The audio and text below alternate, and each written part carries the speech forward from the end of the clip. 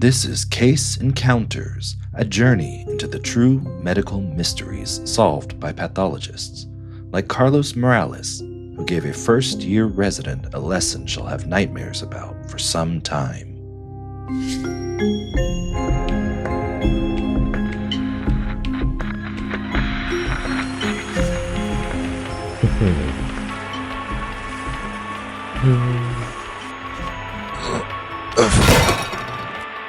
Carlos? Carlos?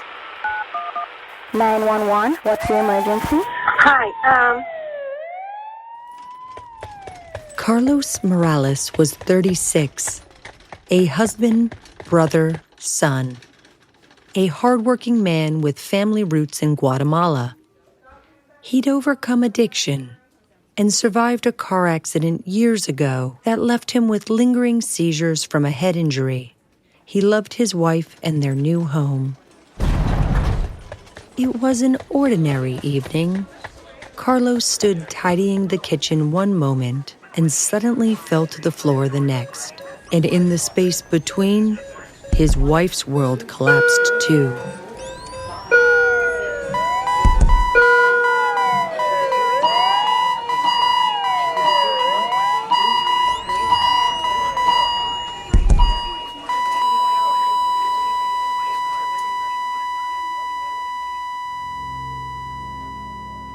By the time they got him to the hospital, sadly, Carlos was gone. His story ended that night, but ours is just beginning.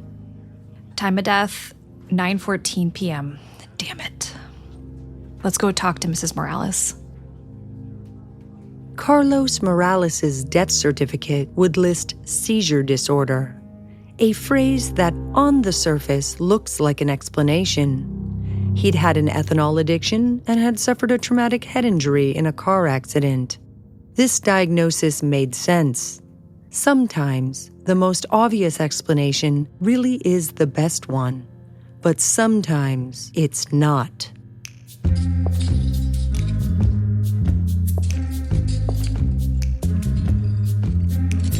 Carlos's brain was removed and preserved in fixative solution. A long month went by before his case was passed into the hands of Dr. Daniel Zang, a pathologist, not a fixer of symptoms, but a finder of causes and a solver of mysteries. His lab is pristine, the autopsy suite, aka the morgue. His patients are always silent, but they tell the most intricate stories. On this case, Zang was joined by first-year resident Dr. Rachel Hayes.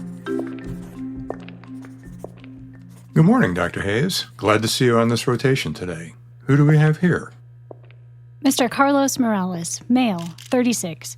History of alcohol use, suffered from seizures after a head injury sustained in a car accident years ago. Found unresponsive at home. Declared dead in the ER. Looks like the seizures finally caught up with him. Well, sometimes the obvious answer isn't always the right one. Let's remember to read the body, not just the chart. For the living, a seizure might look like a symptom. For Dr. Zang, it looked more like a cipher. A code demanding a translation. Multiple nodules along the dura, encapsulated, each about a centimeter. Interparenchymal lesions, too. Can you tell me what that means, Hayes? Small lumps on the brain's surface, and deeper inside, too. Not bleeding, not trauma.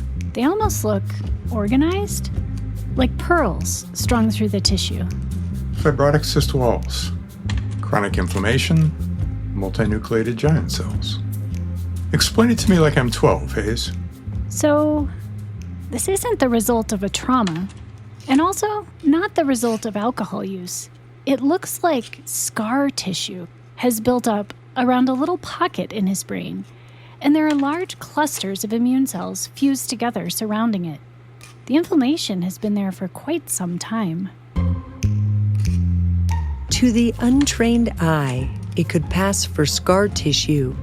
To Zang and Hayes, it looked more like evidence of a siege. Morales' body had been fighting something before he fell that night. But what takes root like this and then strikes with one final silent blow? Let's have a closer look. Tell me what you see. Cyst, with fibrotic wall and degenerating parasite. The fragments look like parts of a worm. What are we looking at here, Hayes?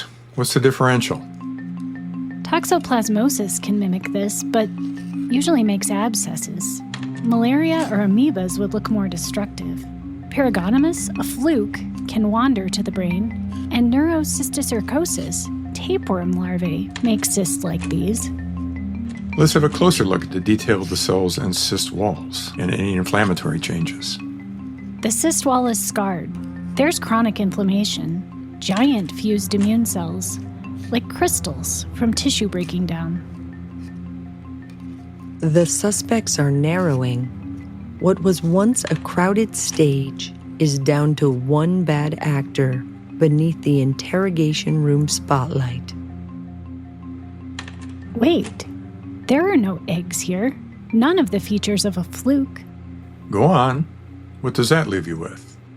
Then it has to be tapeworm.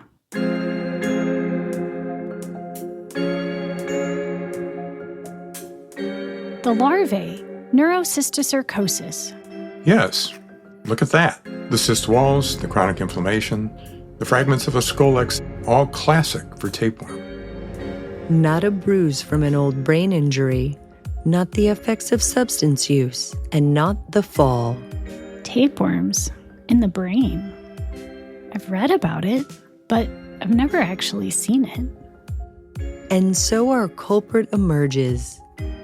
A parasite, a microscopic creature that infiltrated Carlos's brain and had no choice but to settle in for an extended terminal stay. Cause of death, Dr. Hayes?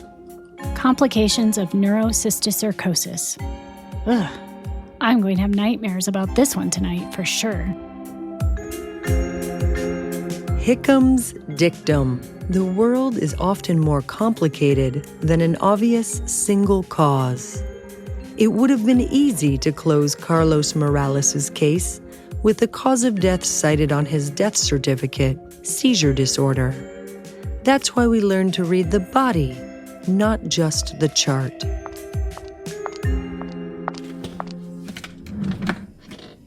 Mrs. Morales, I'm Marian, a social worker here at the hospital. I know waiting can be so hard. Thank you for coming in. I want to share what we found. Was it from the car accident? He's had seizures more frequently. No. What we found was something quite different. Carlos had a tapeworm in his brain. Tapeworm? In his brain? Yes. The larva, the eggs, can get into the body through contaminated food or water. It could have happened years ago when he was still living in Guatemala.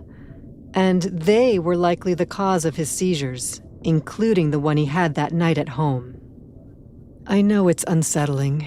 You should know, nothing you could have done would have stopped it. It wasn't your fault or Carlos's.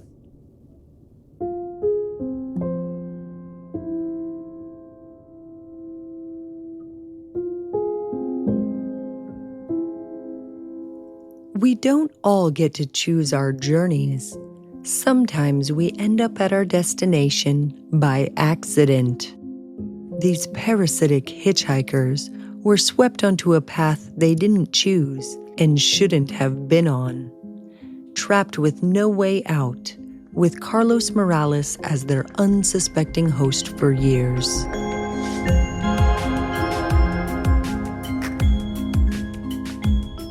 You've been listening to Case Encounters.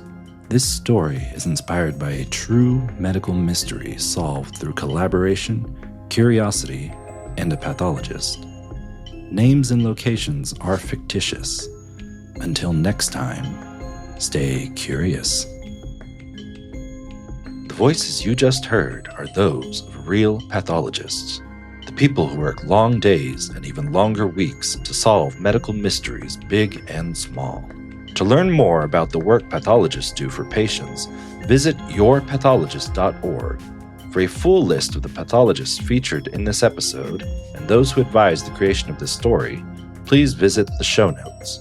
Case Encounters is a production of the College of American Pathologists with creative support from Studio North. Produced and directed by Natalie Gregory. Sound design, editing, and original music by Jake Sorgan. Written by Paige Freeborn for Studio North.